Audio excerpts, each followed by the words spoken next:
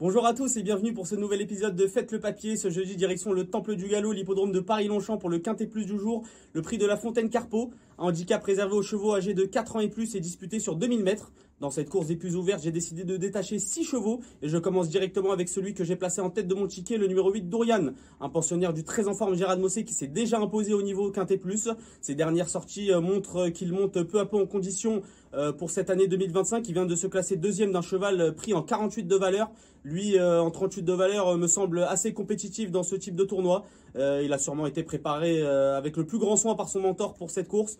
Donc je lui fais confiance, d'autant plus qu'il sera associé à un jockey en grande forme, Christian Demuro. En deuxième position, je lui oppose le numéro 12, Rakib. Rakib qui vient de nous laisser une très belle impression pour sa rentrée sur la PSF cantilienne, en se classant 5e d'un Quintet Plus, enlevé par Hypercore sur lequel nous allons revenir dans quelques instants.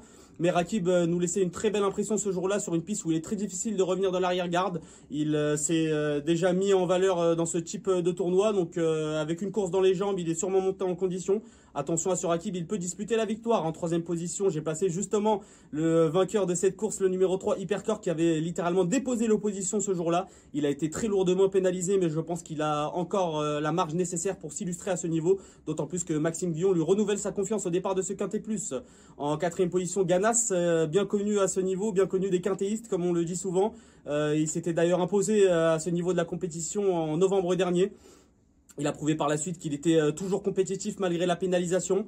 Et sur le gazon, sur un gazon où il est toujours redoutable, il faut prêter une véritable attention à ce numéro 6 Ganas. Je l'ai placé en quatrième position. J'enchaîne avec le 14 Villa des Arts qui a été très malheureuse dernièrement sur l'hippodrome de Saint-Cloud, ne trouvant tout simplement jamais l'ouverture alors qu'elle semblait posséder pas mal de ressources. C'était sa course de rentrée, elle a une course dans les jambes, elle est montée en condition, elle est présentée en grande confiance par son entraîneur et son jockey Benjamin Marie est très confiant. Vous pouvez retrouver d'ailleurs son interview sur notre site equidia.fr. Donc attention à ce numéro 14 Villa des Arts, il faut la garder dans votre ticket. Enfin, je termine avec le numéro 7 Zayana, une jument au grand cœur qui donne toujours le meilleur d'elle-même. Elle s'est déjà brillamment comportée dans des Quintet Plus, notamment en novembre dernier où elle finissait justement deuxième du Quintet Plus, enlevée par Ganas, le numéro 6 que j'ai retenu un peu plus haut. Elle nous a un peu laissé sur notre faim pour sa rentrée, mais elle est montée en condition. Et Michael Barzalona a été appelé en renfort, donc attention à cette Zayana, même si elle aurait préféré un terrain sûrement plus souple. Je vous résume mon Quintet Plus, un combiné en 6 chevaux, avec le 8 en tête Dourian, le 12 Rakib en deuxième position, le 3 Hypercore en troisième position, le 6 Ganas, le 14 Villa des Arts et enfin le 7 Zayana, un ticket qui vous coûtera 12 €. Et n'hésitez pas à vous rendre sur notre site equidia.fr pour retrouver toutes les informations autour de ce Quintet Plus, pour vous aider à affiner votre papier. Bonjour à tous.